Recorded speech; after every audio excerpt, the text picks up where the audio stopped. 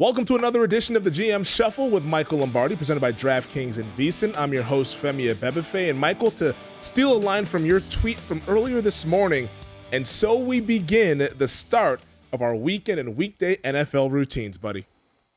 Yeah, that's the best part about the NFL season. You know, the chaos of the offseason, Monday, Tuesday are all different in the offseason. But when you get into the season and when you get into that routine, Monday's game review, Tuesday's study, it kind of works. And even though I'm not in the league anymore and you're watching from the outside as well, we all have our routines to get ready for the weekend. And that makes the week so much better. And so I'm so looking forward to it. I love it. I've already got the outside TV ordered. I've got the stand ready to go. I got the kitchen all organized. So there's going to be a lot of football watched outdoors with my man Berman and the whole family there. Millie and Anissa will all be watching outside. It'll be great. I can't wait for it. Hopefully the fall will be as good as the summer has been. Absolutely love that. I got some homework to do this weekend, trying to get the TV situation set up in my office so I can watch as many games as possible. So we'll hopefully figure that out by Sunday here. Because you gotta. I'm hoping that DirecTV. Yeah, well, DirecTV, you have to buy the whole thing. Mm-hmm. Although if you get a VPN from an outside, like a European VPN, mm-hmm. you can then buy. Like if you're in Australia, you can watch all the NFL games by the package. But you have to have an Australian IP address. So, that's the challenge there, because buying the direct ticket with that damn thing in front of your house is ridiculous. I can't believe they don't stream it yet. If somebody knows if they stream the NFL ticket, please let me know.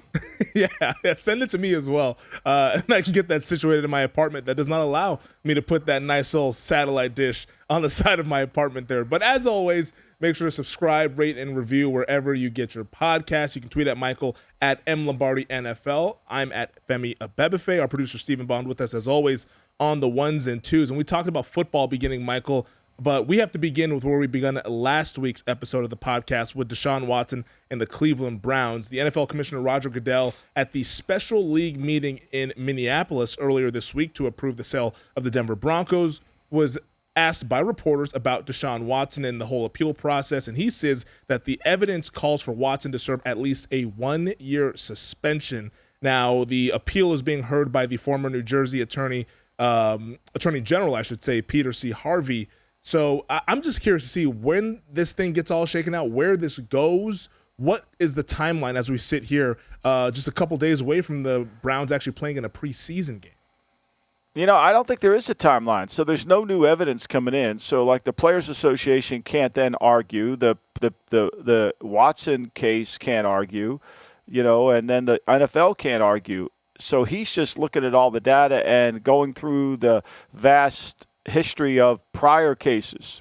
And I think he's going to reach some conclusion based on the evidence. But I think what Goodell was fairly forthcoming with was the fact that he's got proof from Sue Robinson that this was egregious, that this was multiple cases, that this violated the collective bargaining agreement's conduct policy. And under those criteria, as we saw with the Brady case, that, you can't, this has been collectively bargained. I mean, if you read the verbiage from the Brady case, when the judge ruled against Brady and that, the judge basically said, look, I don't agree with this, but you guys collectively bargained it, so you work it out. And that's kind of where it is. So I would suspect that it's going to be. I can't imagine, that it's not going to come rather sooner than later, because he's had all the evidence in front of him. Maybe it'll come after this first preseason game. I don't know. But, will they let him play in the preseason? Most guys that are suspended, they get to play in the preseason. Mm-hmm. They just get, Hopkins can play in the preseason even though he has a 6-game suspension. I mean, Kamara can play in the preseason, and we don't know what his suspension is. So it'll be interesting to see what that comes forward. Will it help Watson to play in the preseason? Yeah, I think it will, because I think he needs some reps. I mean, he hasn't had real reps in a long, long time. Yeah. Goodell said that the quarterback's actions were, quote, egregious and predatory behavior, as Sue Robinson noted in the 16-page report that she came to the 6-game suspension with. We'll find out what this timeline is. It's a little unclear, like you mentioned right now. But you mentioned from a on-the-field standpoint, Watson just playing Friday night against the Jacksonville Jaguars. To me, I think this honestly gets settled between now and then. Not like a settlement, but I think we'll hear some sort of verdict from the appeal between now and then, because I don't think the league wants him on the field, at least from Roger Goodell. You mentioned that you can't really argue any cases. It almost feels like he's kind of trying to argue in the court of public opinion, which is not really the jury in this situation, but I think he's trying to get some goodwill from the rest of the public about the league being front-facing and trying to punish Deshaun Watson for what Sue Robinson found in that 16-page report there. But do you think that we'll actually see Watson play? I know he's expected to play, but do you think that we'll see him play Friday night? I think we have to, right? I think I can't imagine it comes through. And look, there's been precedent. Guys have played in the preseason have been suspended. So, unless this judge rules that he is to not be on a football field for at any point, unless it comes directly from him, then there's no appeal to his decision. So whatever he says, you got to live by. But there's been no precedent set by this. But, look, I think what Goodell said the other day is pretty clear. They want a full 1-year suspension, out of the building, nowhere to be found. You can't come around. You pay a price for what you did. It's proven that you did this. You violated the CBA. You're out of the building and go forward.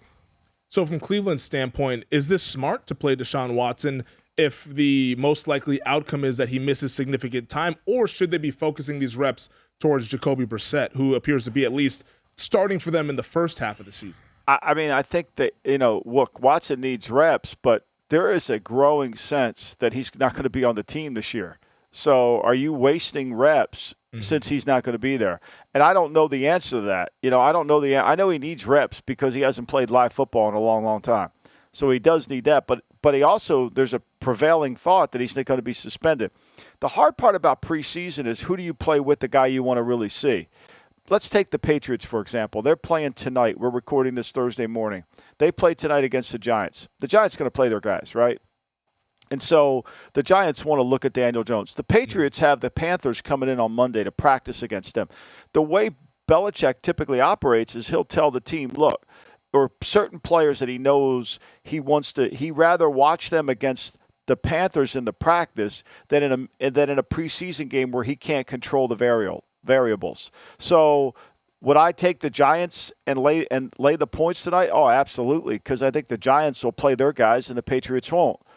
So I think that's it. And so you can't play your guy. You can't play your starting quarterback if you're not going to play your starting offensive line. You follow me? Yeah. So those things, it's all kind of has to go in order. It's very challenging, and that's when you're trying to to evaluate two quarterbacks like in Carolina. You got to play your guys. You got to play your offensive line because you want both quarterbacks to have the advantages of protection.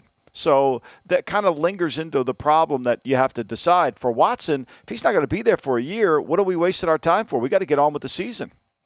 Do you agree with that sentiment that it's better to kind of just go through these joint practices, which are becoming more in vogue here in 2022, and play your starters there versus in the actual preseason games because of the variables that you can control in a practice setting? Yeah, I think that's definitely better. And I think the other thing is, look, here's what I say to people all the time. When you go out to practice in September, you got a Wednesday practice in September. You never think about injuries. Like, you never really think about injuries. Your mind's on how we're going to practice, what's our strategy for the game, what do we plan on doing, is it all going to come together? When you go out to training camp, all you're thinking about is injuries. And what's the difference there? What lies the difference? Well, the difference is you got 80 guys, right? And some of those 80 don't know how to practice well. They're on the ground too much. They don't understand it. Practice is an art. And when you do it well, you can have physicality, but you can also keep players healthy. Now, there's certainly injuries during the week, but it comes up, but your mind's not on it. And when you go to these camps, when you go to these practice sessions against other teams, it's good against good, but those guys know how to practice. They know they're not going to cut block. They know they're not going to go for your knees. They're not going to do stuff that's going to hurt the other player. They understand how to play the game. It's like you watch all these clips in the NBA and now these players playing all these different pickup games. They all know how to play. They know how to play without getting hurt. And I think that's when you have these camps, you control the situation, you control the level of talent, and you get a better evaluation. Yeah, I think that's a fantastic point there when it's being the ones versus ones in these joint practices. because you mentioned some guys don't know how to practice. Ones versus twos, when the team is just practicing within themselves, you got guys that are trying to compete to get to those number one reps, or guys that are going to compete to get onto the roster there. So sometimes some guys go out there with a reckless abandon. One team that already hit the injury bug is the New York Jets, who saw their first-round pick offensive tackle Makai Beckton suffer an injury to his kneecap. He is expected to miss the entire season. Now, it's not confirmed as of now, but all indications are that Beckton will miss the entire 2022 season. This comes after he only played in one game in 2021. Just a devastating blow here for the New York Jets. For a player after his first year looked like a promising blue-chip kind of tackle, now is fighting the injury bug. Well, I mean, look, he is really a talented player. There's no denying the talent, but the problem is you can't go through your career at this enormous weight. He's always had weight trouble. It's like one of the people said, "Why'd you lose weight, Lombardi?" And I said, "Well, I listened to Francis Ford Coppola say that he's never saw any 350-pound 85-year-olds.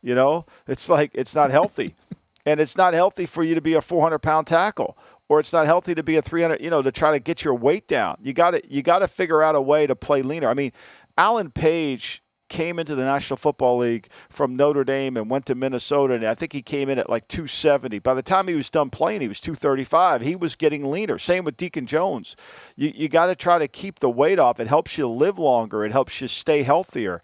I think that's the biggest problem with Beckton. I mean, look. The Jets got an A for the draft. They drafted him in because that's what they get all the time. But the reality of it is he's talented, but he doesn't play. He's not reliable. And so, now they're going to put Connor McDermott at right tackle. I mean, seriously, and they have George Fant over at left tackle. I know they brought Dwayne Brown in for a physical, but this offensive line, I think, is going to be really a concern.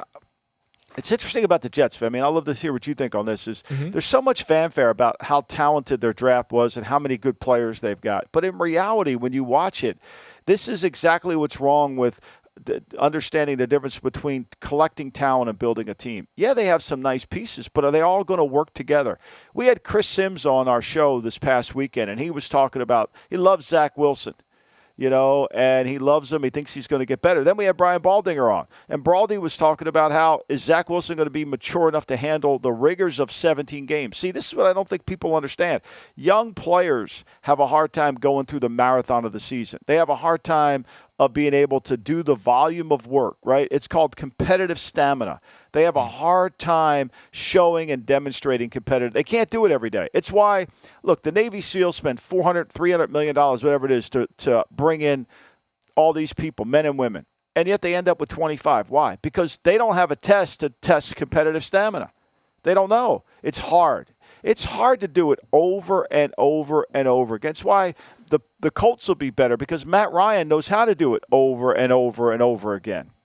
Yeah, no, you got to love the grind. And if you don't love the grind, then you're not really cut out for it, because that's what a lot of players talk about, is just that being in love with the monotonous and all that stuff. Peyton Manning always said, I love to watch tape. I love that stuff more than actual games. That's how I was able to play for so long, just because of the whole preparation, the process of the whole thing. This Jets roster, to me, it's intriguing because I like what they've done in trying to build on the offensive line and trying to build on the defensive line. Those trenches there can help them be a little bit more competitive than they were last year. If I was him, I would bring in Dwayne Brown just to get a veteran in the building, because it's a young roster. And I feel like they need somebody who has done it at a high level for a consistent period of time, knows what playoff football is like, knows what that is supposed to be like from a locker room and culture standpoint, to try to turn this thing around. I think you need a couple vets to kind of get these guys out of the mud here.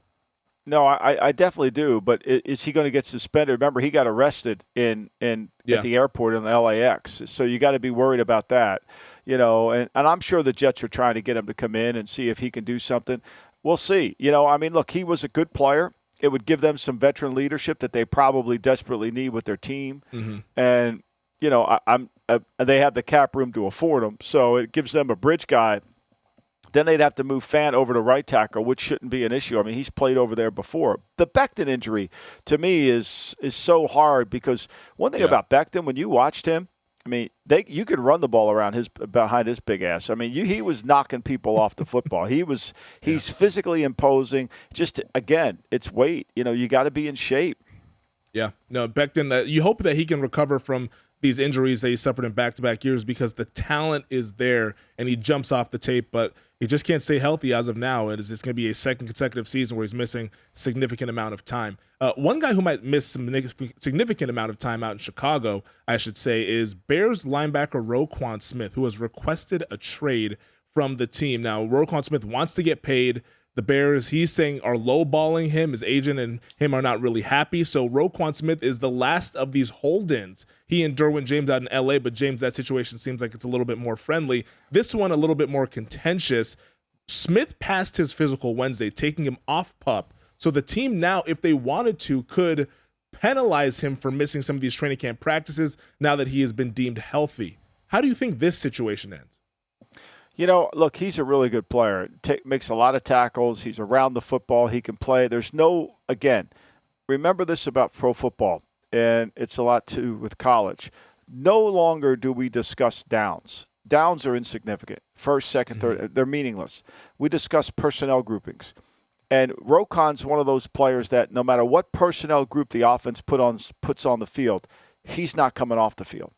So he's going to play on every situation. They're in 22, he's playing. They're in 11, he's playing. They're in 10, he's playing.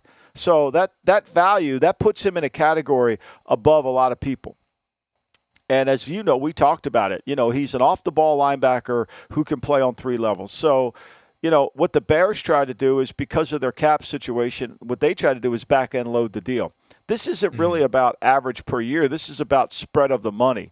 And whether the Bears want to decide to do that, I don't know. But I think ultimately that's what he's going to have to do. Is they're not going to get back for him the value based on what he brings to value. They don't have a lot of good players, and he's one of them. You got to keep him. I mean, you got Poles, the new general manager. I mean, he's cleaning up the mistakes of Pace. He's going to have to make it. He's going to have to figure this out.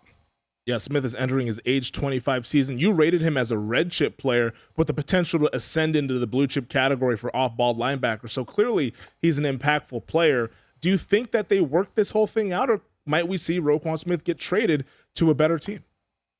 I mean, I think a lot of it has come down to, you know, what team thinks they're that. You know, when I wrote this new book, I went over trades, not all the trades, but most of the significant trades that happened in the National Football League. You know, the John Hadel trade, the Herschel Walker trade. They're all, and usually there's always trades that occur because of something. A team thinks they're one player away, right? You know, the Minnesota Vikings felt they were one player away, and that player was Herschel Walker. So Mike Lynn went ahead and did what he had to do to make that player happen. You know, is there a team that thinks they're just Roquan Smith away from winning it all? I don't know, but here's what the problem is. Would you want Roquan on your team? Absolutely. It costs you 2 number ones, plus, you know, you got to pay the guy the contract. I mean, you got to weigh that. You're giving away 2 economically friendly deals in exchange for a very expensive deal. Now, you get a good player, you know, you get a really good player, but you got to weigh that out. And how does it impact your team? Can you do that when you have a quarterback who's making $50 million or $35 million? Can you be one of those teams? No, probably can't. Yeah. No, if I was a general manager, and I'm far from one, I would not trade for it if it costs 2 first-round picks and also having to pay him. Just not enough of a premium position. As we outlined with our blue chip and red chip series with the linebacker position, a lot of those guys were found outside of the first round. So I'm not going to be paying a premium to get a guy, even though he is a fantastic player who is entering the prime of his career. One last nugget I want to bounce off of you here, Michael, before we end this first segment is our guy, Jordan Davis. If anyone's been listening to this podcast over the course of the offseason, you know we absolutely love Jordan Davis, the Eagles' first-round pick. And he went viral because the big defensive tackle over at Georgia, 6'6", 350 pounds, whatever he is, runs a 4.8 40. And here's the video, Michael. We have it for our YouTube audience, but I'll describe it for the podcast audience. And he is in a one-on-one against their rookie center, Cam Jurgens, and he is just overpowering Jurgens. Jurgens having to re-anchor not 1, not 2, not 3, but 4 times as Davis probably takes him back 6-7 yards into the backfield. It's a really impressive clip here, Michael, but I think what was more impressive is what Jordan Davis said afterwards when he was asked about it by reporters who said, wow, this clip goes viral. And he said that he didn't like the fact that it went viral and that Cam Jurgens has got him on a number of reps earlier in camp and that it was just iron sharpening iron between those two rookies there. But, I mean, you just got to love hearing that from a first-round pick that's not really trying to rest on those laurels there. No, I thought it was great. It was humble. But I think that clip's kind of interesting for us. You know, I talk about the paint all the time, right? Get in the paint. And I talked about Jordan Davis being a really good pass rusher because what he did there on that play, pushing that guard back, that's the worst thing the quarterback wants to see. You know, they can deal with a guy running up the field. They can't deal with that. And I think when you watch Davis, you can see how quick his feet are. That's one of the reasons why 40 times are so important for offensive linemen and defensive linemen. You've got to be able to get your second step on the ground quickly, right? Because that's where you generate your power from. And so when you're watching defensive linemen, if they have that slow-footed or they don't have that ability to get that second step on the ground to generate power from their lower body, it becomes a problem. This guy's going to be hard to block. He's going to take things over. You know, and people – you know, they love scouts, fans. They love the guys that swim or win with quickness, but it's still a power game. And this guy will be hard to block for a lot of people. And as he gets better, and based on his answer, don't you think he's realizing he's got to get better, which to me makes me really happy? I think it's going to be a hell of a pick for the Eagles. Yeah, I mean, he kind of sounded like an Alabama player coming from a Nick Saban program. Kirby Smart was Nick Saban's defensive coordinator for a number of years, so I'm sure there's some transition in that because those guys, you know that they have high football character, and Jordan Davis showed that just not only with that clip there, but everything he's done leading up to this process as well. So let's take one quick break here, Michael, because on the other side, it's time to get back to the Blue Chip Red Chip series, and we're talking wide receivers, baby. Uh-oh, here we go, yeah. All right, Michael, the Blue Chip Red Chip series is starting to come to an end over the next couple of weeks here, but we got some premier positions we got to get to before we wrap this thing up. And today, let's discuss the wide receivers, the pass catchers, the divas of the NFL, as some people say it. But before we get into all that, as we always do, we're going to set the criteria of what a blue chip and a red chip receiver is. How do you define those guys at the position? Well, first of all, anytime you go into a draft room, there's 17,000 receivers that are draftable on a draft board.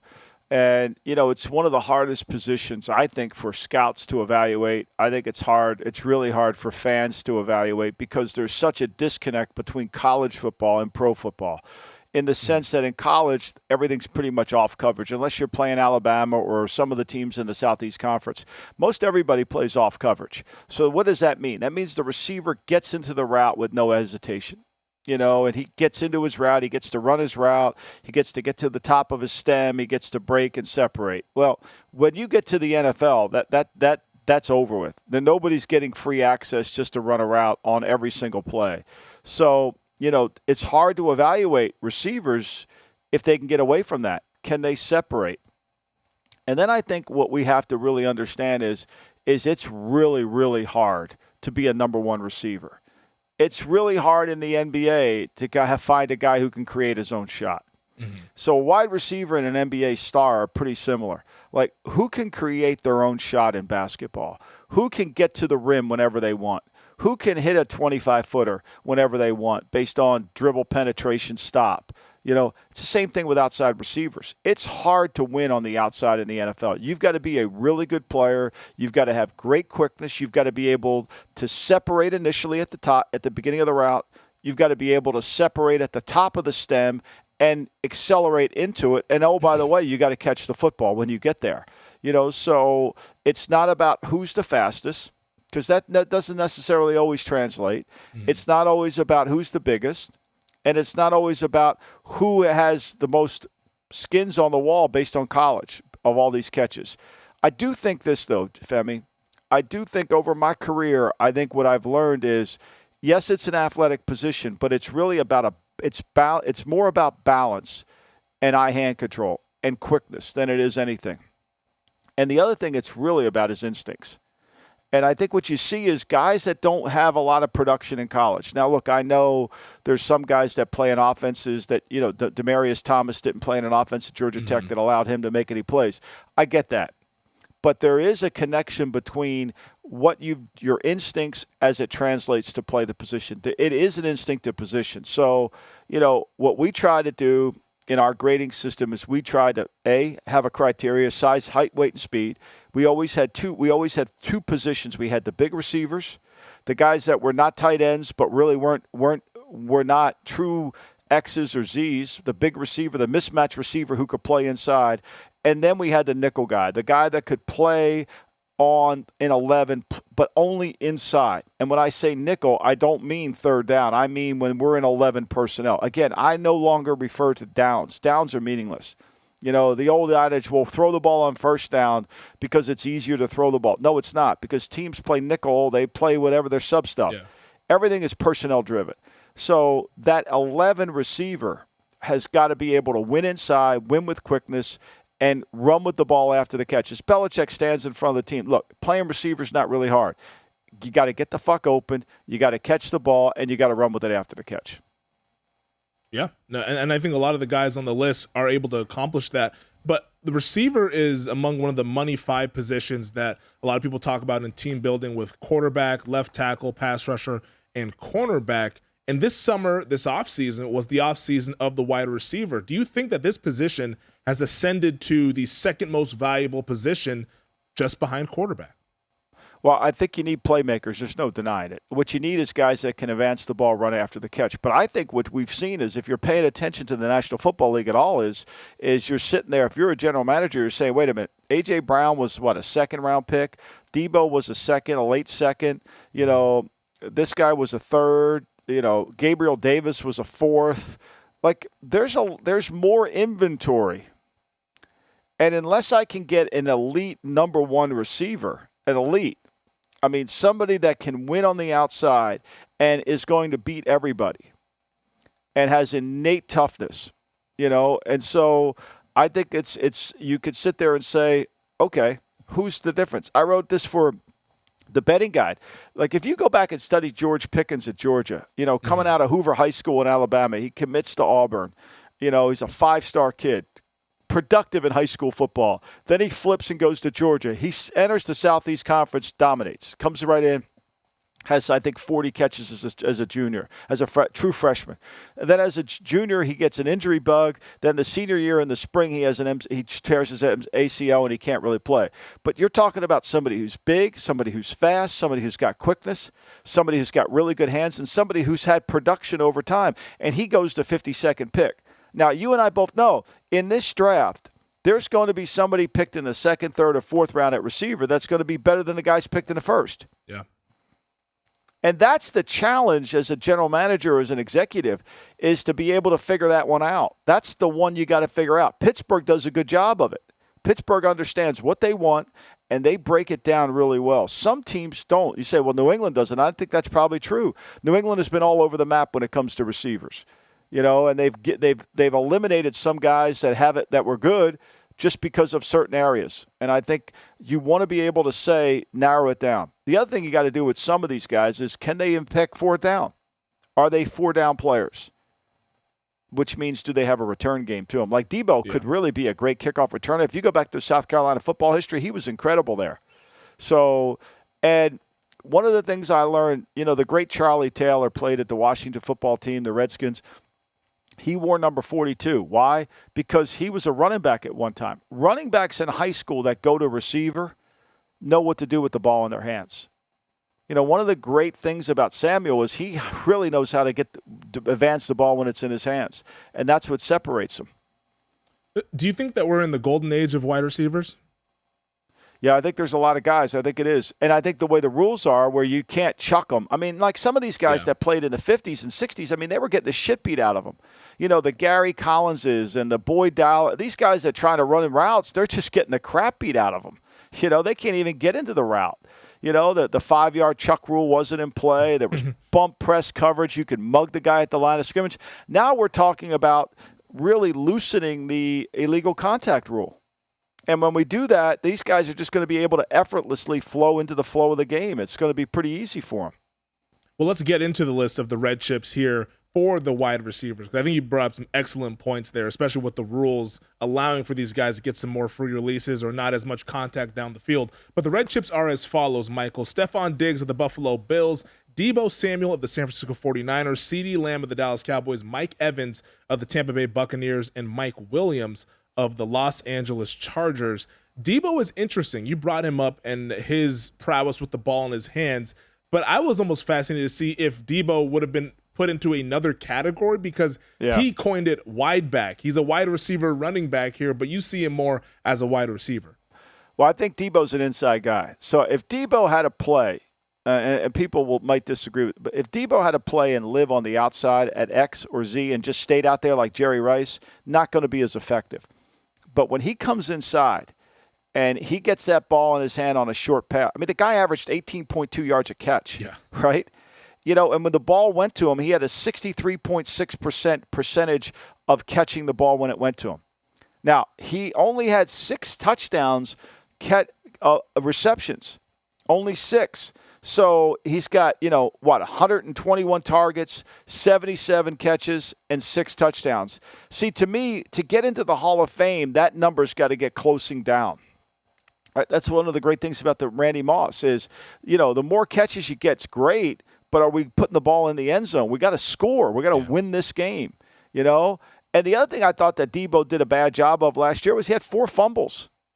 I mean, he had 4. The ball came out 4 times, but he's dynamic in terms of yards after the catch, and I think he's one of the best receivers in football. He's hard to tackle, and I think he'll continue to make plays because he's so dominant in terms of tackling. Deebo Samuel was another guy who didn't go in the first round, but you have 3 first-round picks among the red chips in Lamb, Evans, and Williams. I want to focus in on CeeDee Lamb, not just because I'm a Dallas Cowboys fan, but I think it's a really interesting season for him as he's entering year 3, his age 23 season. This is going to be the first go-around for him as the undisputed wide receiver 1 out there in Dallas. What do you expect from Lamb? Well, I think he's just going to get better and better. I mean, he averaged almost 14 yards. He had 6 touchdowns last year, in 79 catches, which is kind of similar to what Deebo had too. He only averaged 14 yards a catch, which is pretty good. He's going to get a bunch more targets, and I think he can win. He can win inside and outside. He's got elite quickness, which I think is really going to help him. He's got elite quickness. He can separate, and he can run with the ball after the catch. He's 22 years old. He's only going to get better. I think he's got a lot ahead of him, and I think to label him a slot receiver is probably wrong. I thought his arrow's pointing way up. Yeah, he's really effective out of the slot, but he's going to be playing more outside as well here now that Amari Cooper is in Cleveland, and Michael Gallup right now is probably going to start the year on the PUP list. Mike Evans, I think, has had an underrated season because when you look at his stats, he has been absolutely productive from the moment he stepped into the league. He's entering his 9th season. In the previous 8 years, 1,000-yard receivers seasons in every single one of them. Former first-round pick, like I mentioned. Now he's 29 years old. Evans is putting together a Hall of Fame caliber kind of career.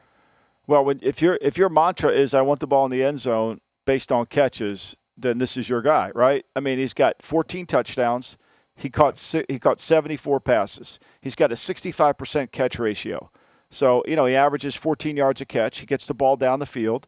He makes plays. I mean, Kyle Pitts, for all the fanfare, for being the greatest receiver, the tight end and all that, can you tell me how many touchdowns he had reception-wise last year, Fem? I can because I looked it up when we did the tight ends last week. He had 1. It was 1. He had 1.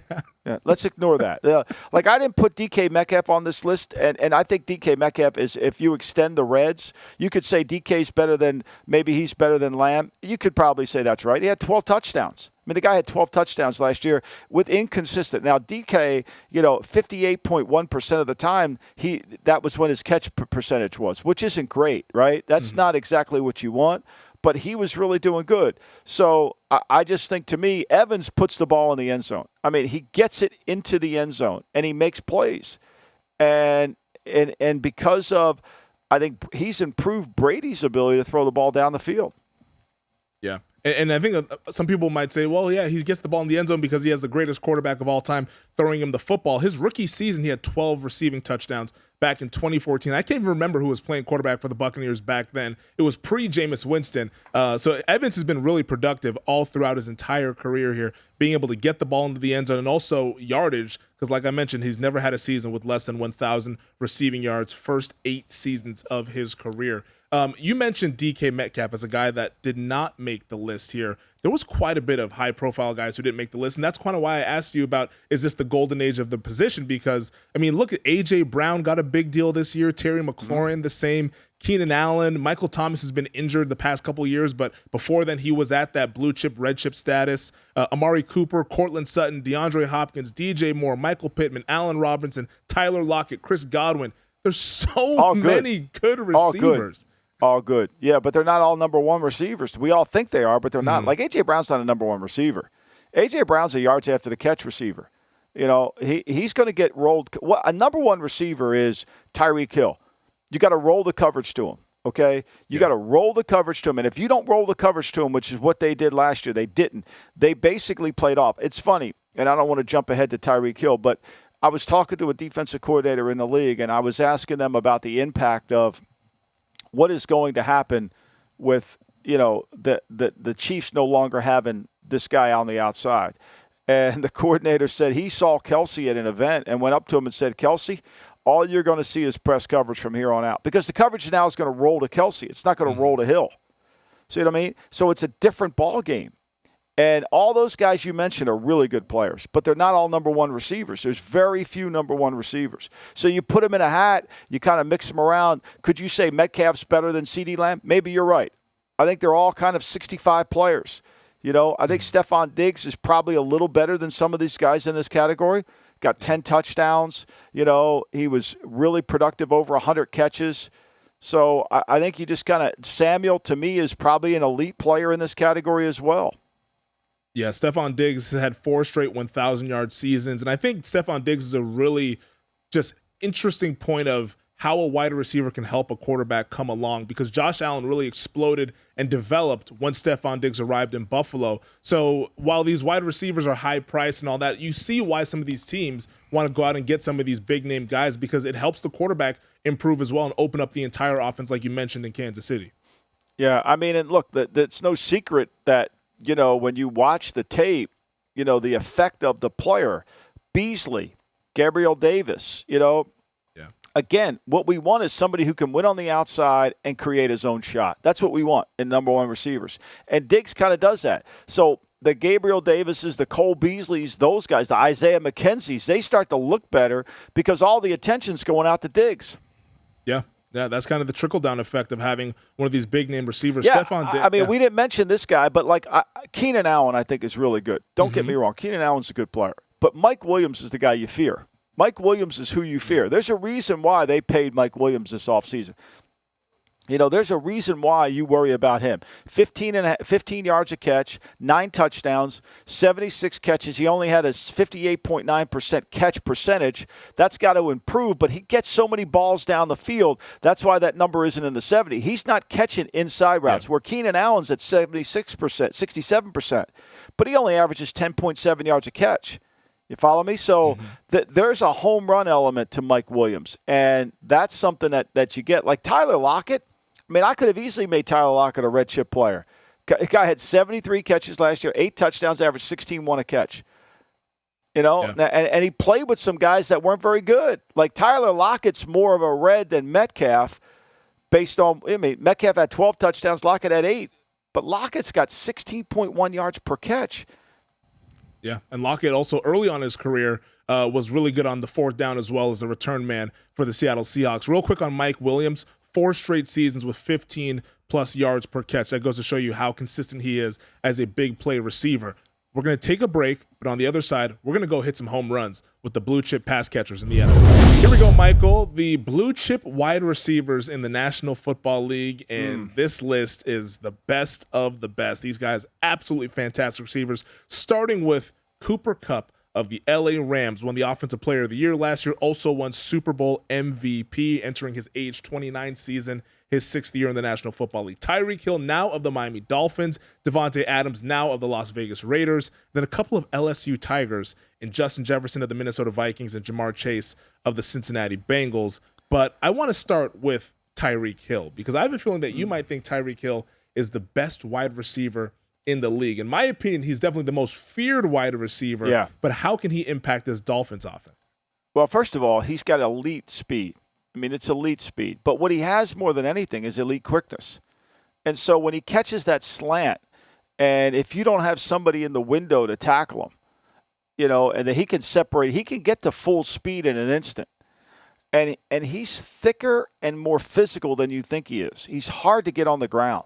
So when the ball's in his hands, he doesn't go down easily.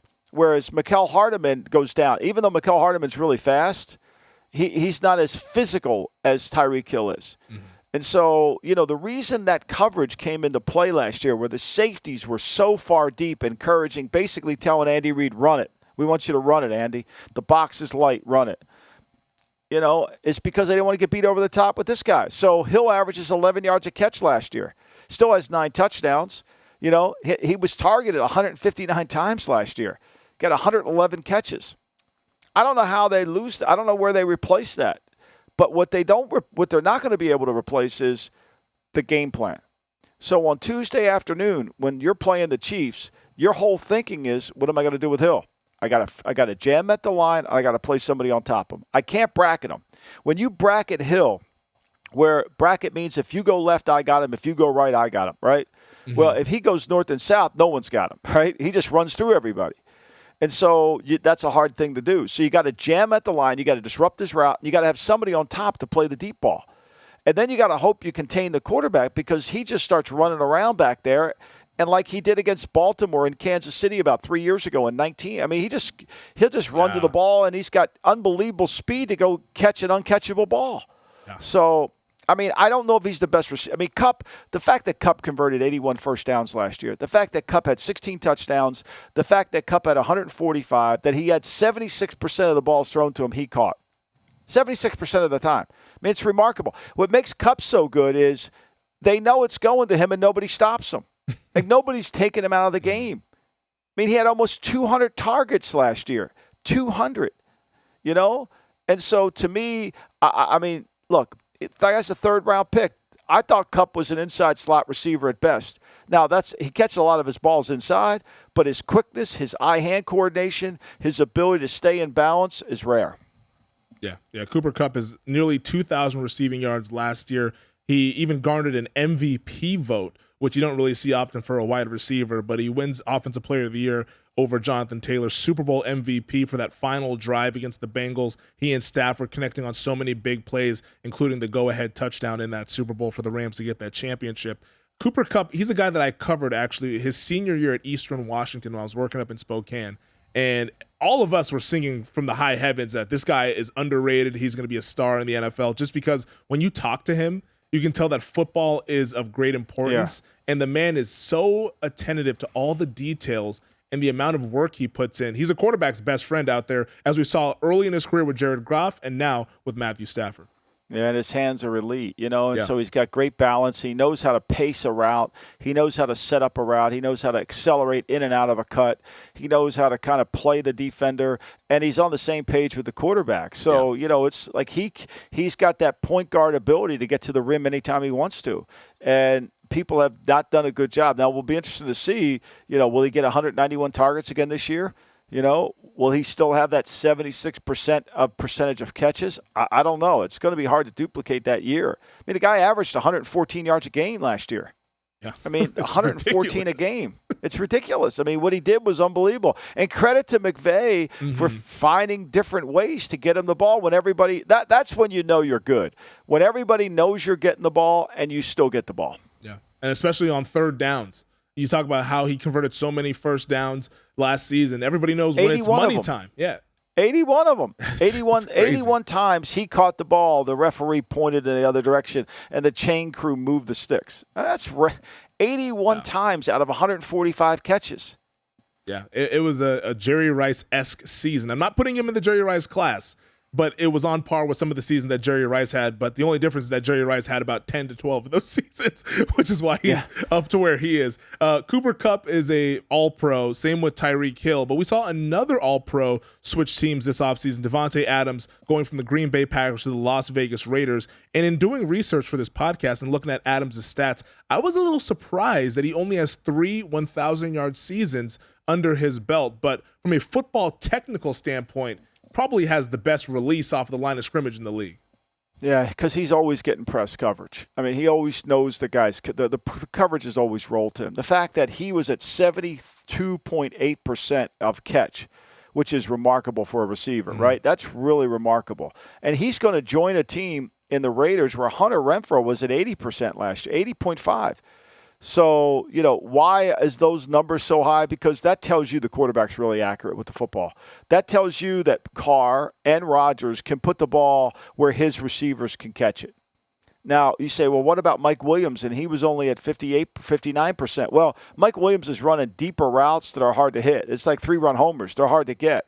Whereas when you're running those inside routes all the time, it's easier to get your percentage of numbers catches up. So, I think that's what makes Adams so unique is he gets away from press. He'll make the catch in traffic. He puts the ball in the end zone, 11 touchdowns. He almost averaged 100 yards a game too. Of these two blue chips, Adams and Hill, who switch teams here, who do you think makes the biggest impact in their new location?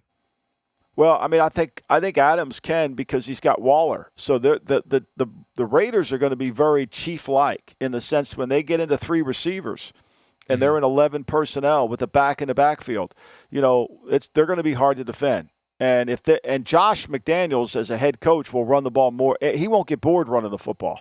He will not get bored. He will keep rounding that rock because if you're going to play a light box, he'll take the 5- and 6-yard games. There's no doubt he'll take that.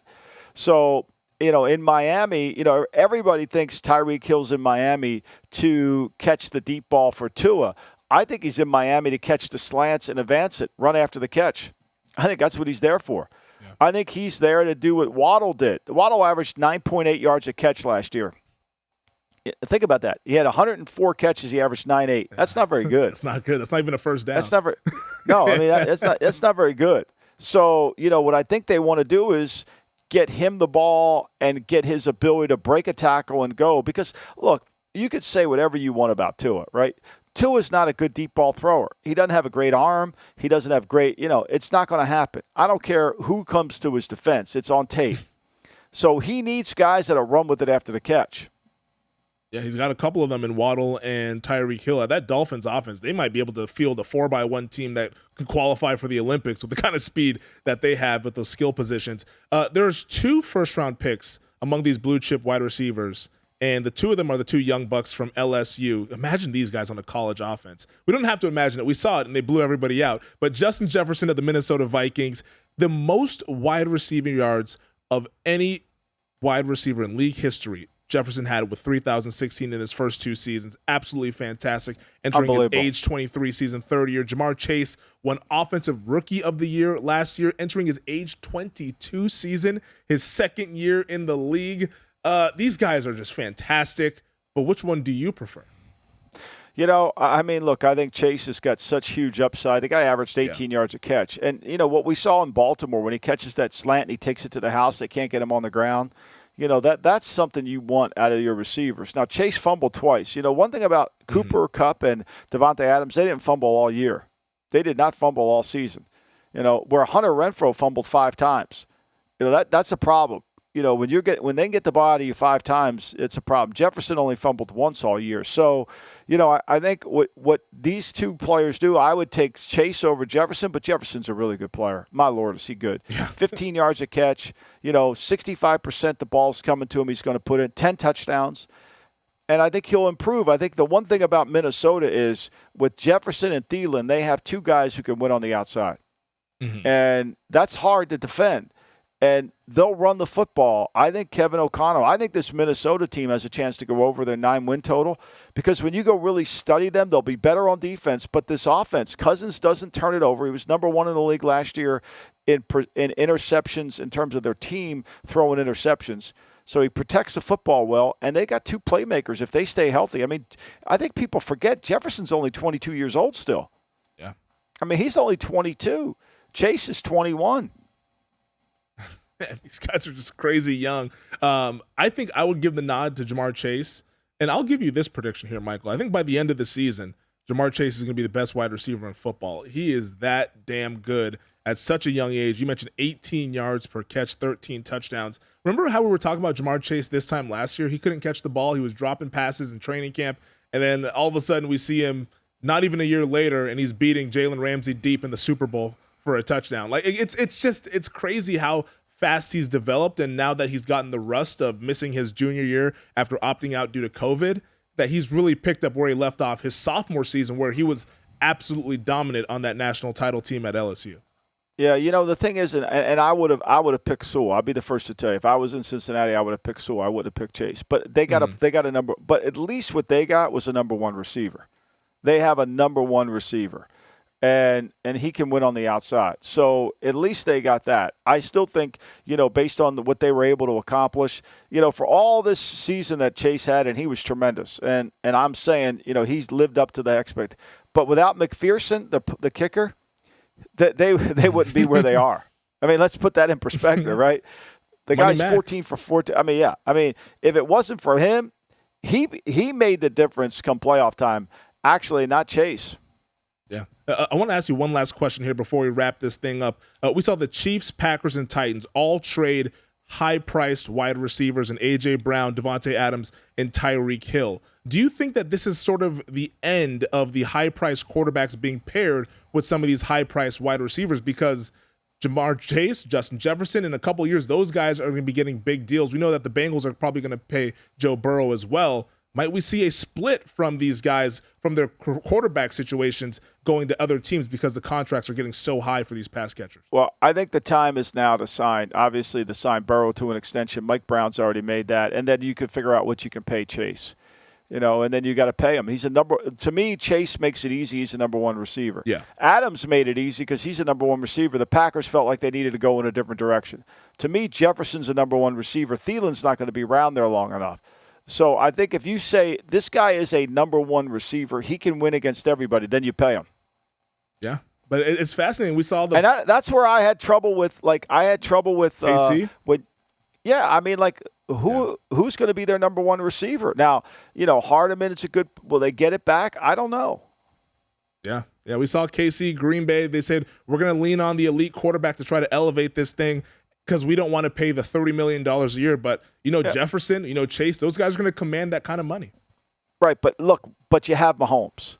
And one thing we know is you have Rodgers, and they make guys better. And also, if you go back to the beginning of this conversation, if you can find your Gabriel Davises, if you can find your Deebo Samuels, if you can find your A.J. Browns and not have to pay them, that's the best model to be successful.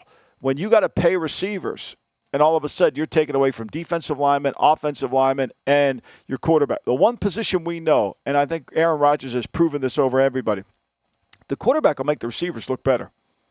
Yeah, no, I think that's accurate, especially in Aaron Rodgers' case, him throwing wide receivers open. But with all that said, we saw 6 wide receivers go in the first round this year. So in a couple of years, these teams might be right back to square one where the Tennessee Titans were now trying to replenish A.J. Brown's production with a rookie in Treylon Burks. All right, let's take one final break. We'll get to some other news and notes from around.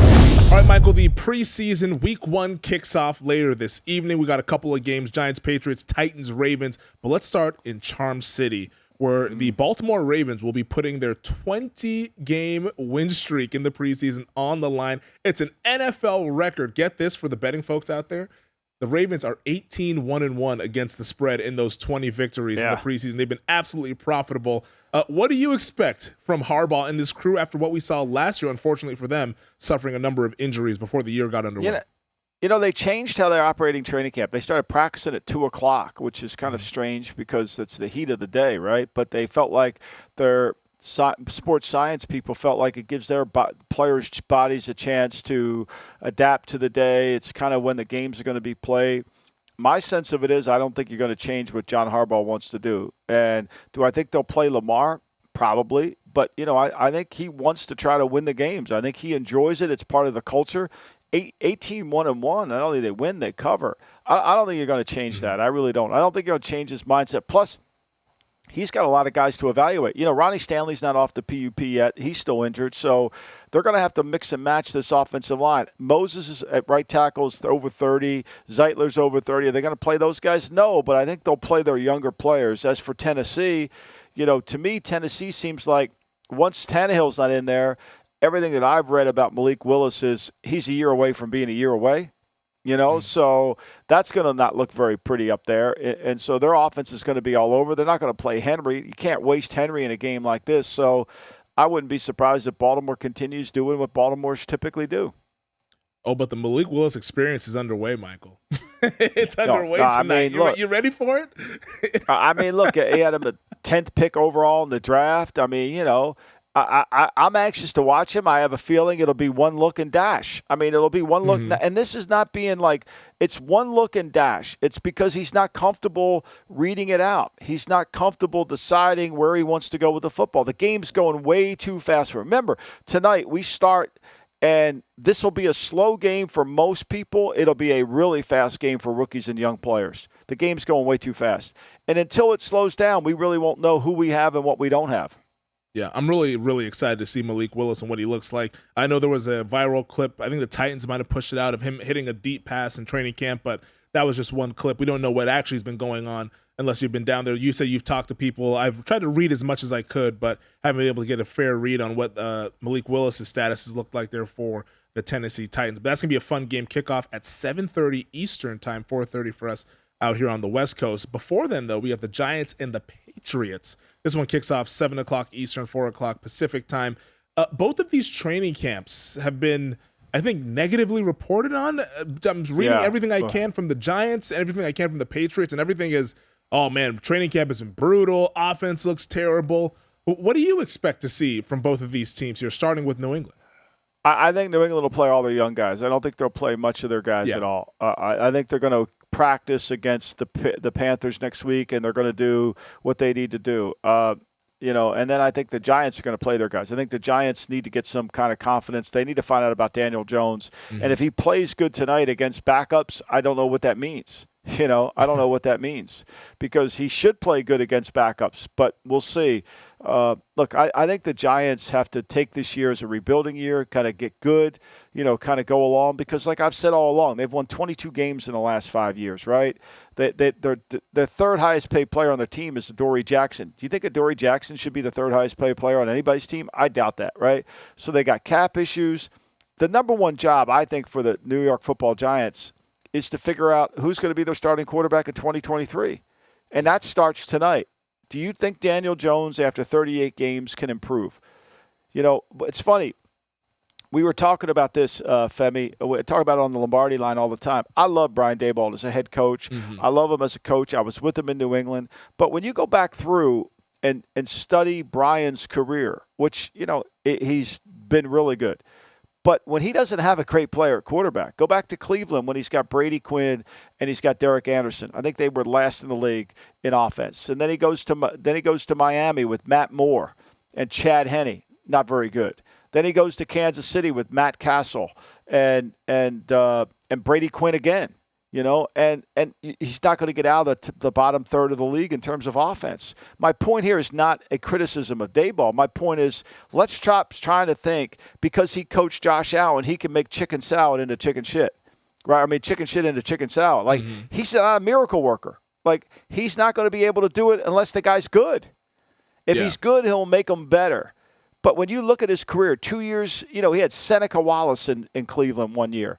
He had, Colt McCoy as a rookie 1 year there. So Jake Delhomme. Go through the quarterbacks he's had until he got to Buffalo with Josh Allen, with legitimate talent. And yes, Josh Allen got more accurate. Then all of a sudden he turned it around. So if you're a Giant fan, that's the number one thing you got to find out. Is Daniel Jones been poorly coached or is he just a poor player? And that starts tonight. Yeah, no, I think you outlined that perfectly. Daniel Jones is going to play a quarter, according to reports, and we'll see Tyrod Taylor in the second quarter, and then Davis Webb in the third quarter. For New England, it's going to be Brian Hoyer and Bailey Zappi, who played at Western Kentucky there. Bailey Zappi had a pretty prolific career, at least statistically, in college football. On the New England side, though, because the reports are that they've been implementing a zone running scheme, because we've known the Patriots as being a power run game. Now it sounds like they're going over to a zone scheme that's reminiscent of what we've seen from the Shanahans and the McVays of the world. Do you think that's smart to be changing up the run scheme, and how do you think that comes to fruition starting in this preseason? Well, I think you got to really understand how to block it. The zone scheme to me has always been more about getting movement on the second level than getting it on the first, right? When you run a downhill scheme, you want double teams and knock people off the ball. Mm-hmm. In that zone scheme, you're picking up blades of grass, you're moving to the second level. And, I think it takes some time to get adapted to that. And your backs have to be wired to it, right? It's got to be really well formatted and coached, because the back's going to read the outside tackle. The tackle, once he sees daylight, he's cutting.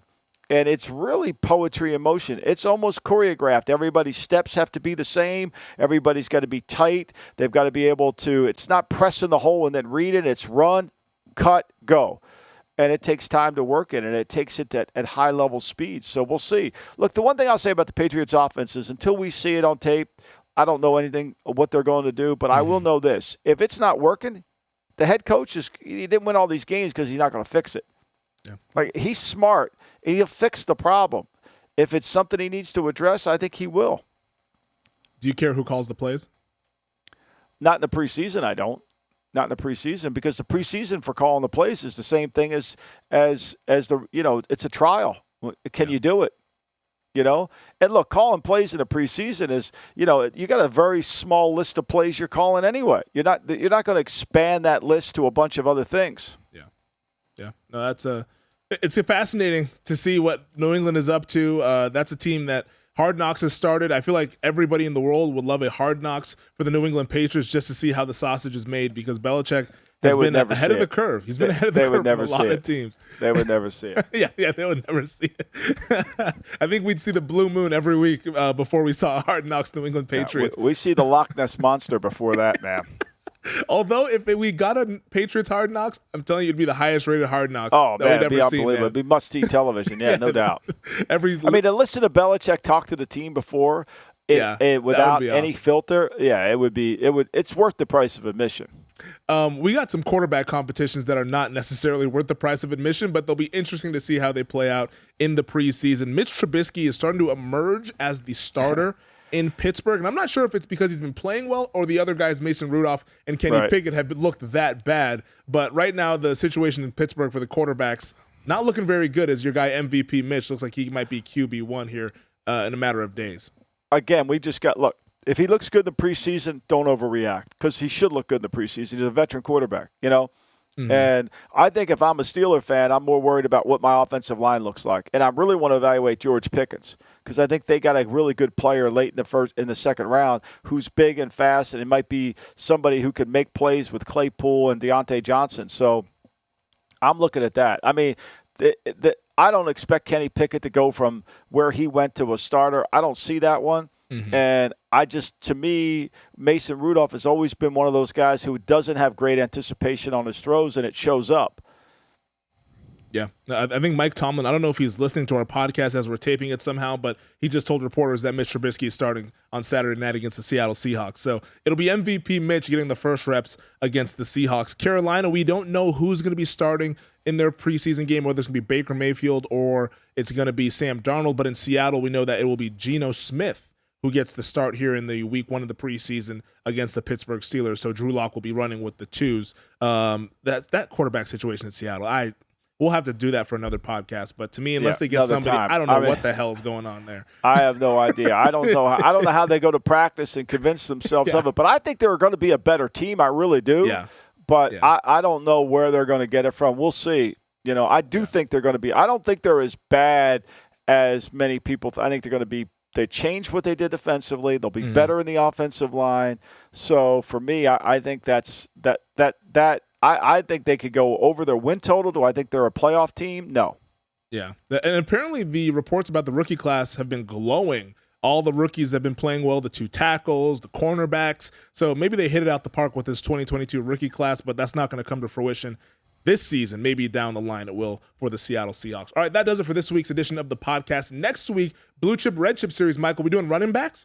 You bet. We're almost getting to that quarterback, man. We're almost there. We're almost there, man. The quarterbacks, we're almost there, just a couple weeks away, and that'll be a fun episode, but so will the running backs episode as well. Thank you to DraftKings. Thank you to VSiN. Thank you to you, Michael. Thank you to our producer, Stephen Bond, as always, with us on the ones and twos. We'll talk to you guys next week, and always subscribe, rate, and review wherever you get your podcast. Thanks for watching the GM Shuffle with Michael Lombardi. And for more videos like this, make sure to subscribe to VSiN Live and the GM Shuffle podcast with Michael Lombardi, presented by DraftKings and VSiN, wherever you get your podcasts.